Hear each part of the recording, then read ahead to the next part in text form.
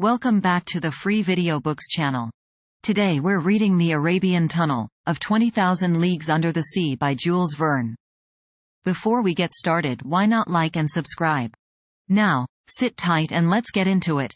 That same evening, in 21°30 euros squared N lat, the Nautilus floated on the surface of the sea, approaching the Arabian coast.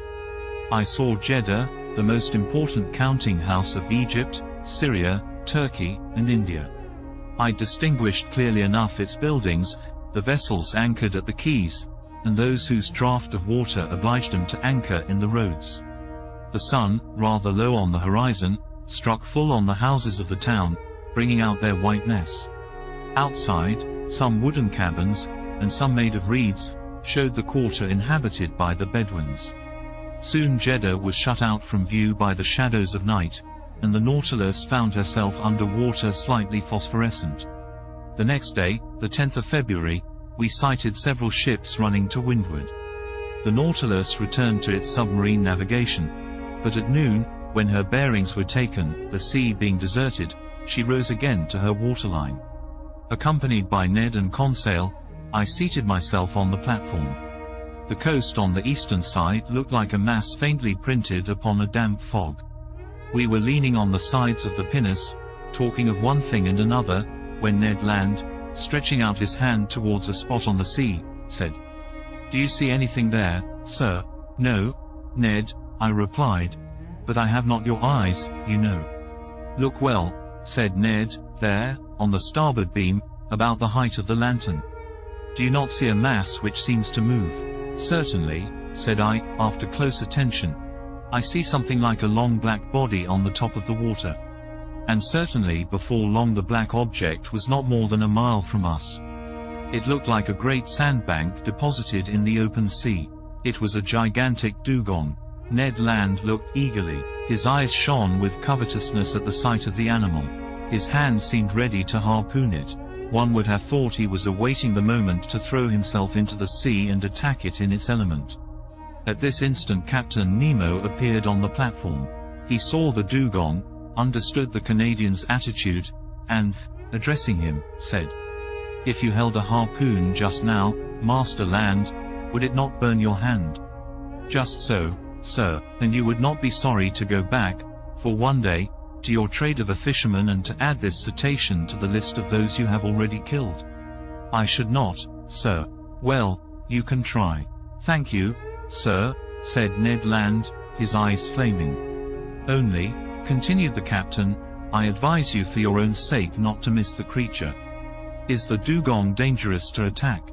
I asked, in spite of the Canadian's shrug of the shoulders. "Yes," replied the captain. "Sometimes the animal turns upon its assailants and overturns their boat. But for Master Land this danger is not to be feared. His eye is prompt, his arm sure." At this moment 7 men of the crew, mute and immovable as ever, mounted the platform. One carried a harpoon and a line similar to those employed in catching whales. The pinnace was lifted from the bridge, pulled from its socket, and let down into the sea. 6 oarsmen took their seats, and the coxswain went to the tiller. Ned, Conseil, and I went to the back of the boat.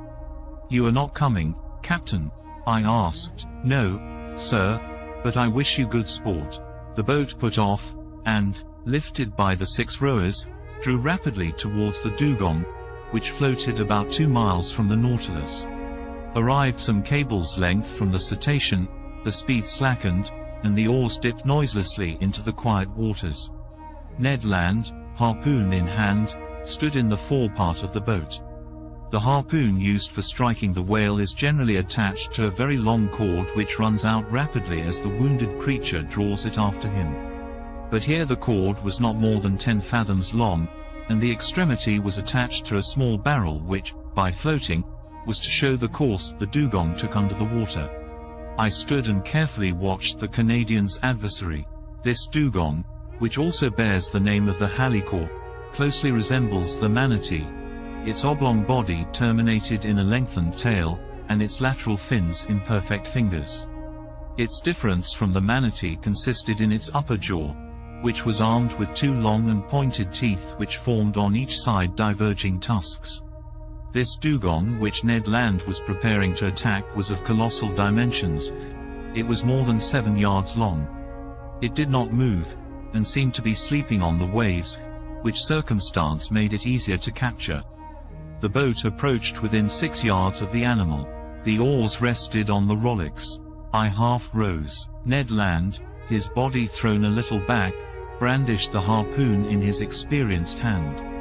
Suddenly a hissing noise was heard, and the dugong disappeared. The harpoon, although thrown with great force, had apparently only struck the water. "Curse it!" exclaimed the Canadian furiously. "I have missed it." "No," said I. "The creature is wounded. Look at the blood. But your weapon has not stuck in his body." "My harpoon! My harpoon!" cried Ned Land. The sailors rowed on, and the coxswain made for the floating barrel. The harpoon regained, we followed in pursuit of the animal. The latter came now and then to the surface to breathe. Its wound had not weakened it, for it shot onwards with great rapidity. The boat, rowed by strong arms, flew on its track. Several times it approached within some few yards, and the Canadian was ready to strike, but the dugong made off with a sudden plunge, and it was impossible to reach it. Imagine the passion which excited impatient Ned Land. He hurled at the unfortunate creature the most energetic expletives in the English tongue. For my part, I was only vexed to see the dugong escape all our attacks. We pursued it without relaxation for an hour, and I began to think it would prove difficult to capture, when the animal, possessed with the perverse idea of vengeance of which he had cause to repent, turned upon the pinnace and assailed us in its turn. This manner, You've did not escape the Canadian. "Look out!" he cried. The coxswain said some words in his outlandish tongue, doubtless warning the men to keep on the guard.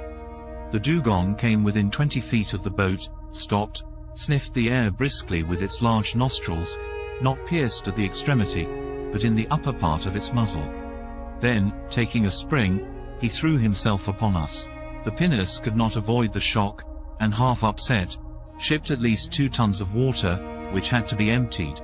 But, thanks to the coxswain, we caught it sideways, not full front, so we were not quite overturned. While Ned Land, clinging to the bows, belabored the gigantic animal with blows from his harpoon, the creature's teeth were buried in the gunwale, and it lifted the whole thing out of the water, as a lion does a roebuck. We were upset over one another, and I know not how the adventure would have ended, if the Canadian, still enraged with the beast, had not struck it to the heart. I heard its teeth grind on the iron plate, and the dugong disappeared, carrying the harpoon with him. But the barrel soon returned to the surface, and shortly after the body of the animal turned on its back. The boat came up with it, took it in tow, and made straight for the Nautilus. It required tackle of enormous strength to hoist the dugong onto the platform. It weighed 10,000 pounds. The next day, the 11th of February, the larder of the Nautilus was enriched by some more delicate game. A flight of sea swallows rested on the Nautilus. It was a species of the Sterna nilotica, peculiar to Egypt. Its beak is black, head grey and pointed, the eye surrounded by white spots, the back, wings, and tail of a greyish colour, the belly and throat white, and claws red. They also took some dozen of Nile ducks, a wild bird of high flavour, its throat and upper part of the head white with black spots. About 5 o'clock in the evening we sighted to the north the Cape of Ras Mohammed.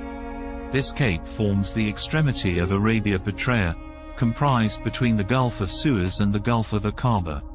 The Nautilus penetrated into the Straits of Jubal, which leads to the Gulf of Suez. I distinctly saw a high mountain, towering between the 2 gulfs of Ras Mohammed. It was Mount Horeb, that Sinai at the top of which Moses saw God face to face.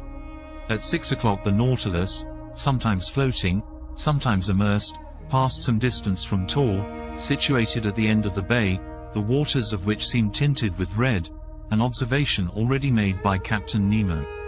Then night fell in the midst of a heavy silence, sometimes broken by the cries of the pelican and other night birds, and the noise of the waves breaking upon the shore, chafing against the rocks, or the panting of some far-off steamer beating the waters of the Gulf with its noisy paddles. From 8 to 9 o'clock the Nautilus remained some fathoms under the water. According to my calculation we must have been very near Suez. Through the panel of the saloon I saw the bottom of the rocks brilliantly lit up by our electric lamp. We seemed to be leaving the straits behind us more and more.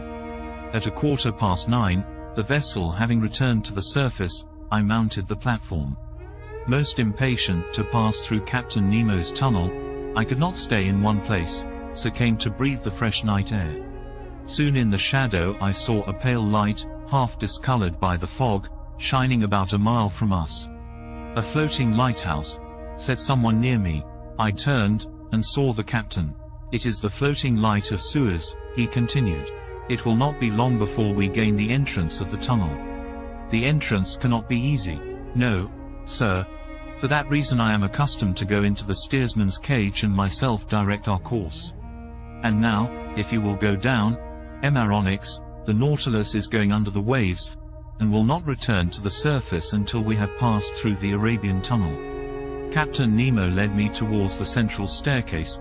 Halfway down he opened a door, traversed the upper deck, and landed in the pilot's cage, which it may be remembered rose at the extremity of the platform.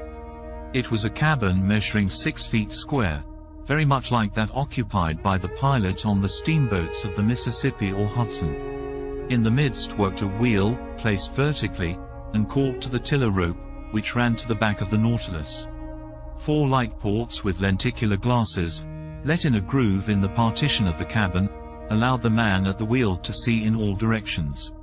This cabin was dark, but soon my eyes accustomed themselves to the obscurity, and I perceived the pilot, a strong man, with his hands resting on the spokes of the wheel. Outside, the sea appeared vividly lit up by the lantern, which shed its rays from the back of the cabin to the other extremity of the platform. "Now," said Captain Nemo, "let us try to make our passage."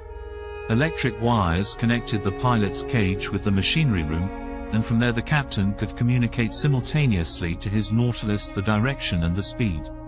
He pressed a metal knob, and at once the speed of the screw diminished. I looked in silence at the high straight wall we were running by at this moment, the immovable base of a massive sandy coast. We followed it thus for an hour only some few yards off. Captain Nemo did not take his eye from the knob, suspended by its 2 concentric circles in the cabin. At a simple gesture, the pilot modified the course of the Nautilus every instant. I had placed myself at the port scuttle, and saw some magnificent substructures of coral, zoophytes, seaweed, and fucus, agitating their enormous claws, which stretched out from the fissures of the rock. At 10:15, the captain himself took the helm. A large gallery, black and deep, opened before us. The Nautilus went boldly into it. A strange roaring was heard round its sides. It was the waters of the Red Sea, which the incline of the tunnel precipitated violently towards the Mediterranean. The Nautilus went with the torrent, rapid as an arrow, in spite of the efforts of the machinery, which, in order to offer more effective resistance, beat the waves with reversed screw. On the walls of the narrow passage I could see nothing but brilliant rays, straight lines, furrows of fire, traced by the great speed, under the brilliant electric light. My heart beat fast. At 10:35, Captain Nemo quitted the helm, and, turning to me, said, "The Mediterranean." In less than 20 minutes, the Nautilus, carried along by the torrent, had passed through the Isthmus of Suez. Did you enjoy today's chapter of 20,000 Leagues Under the Sea? Why not subscribe and ring the bell? Next time we'll be reading The Grecian Archipelago. Don't miss it.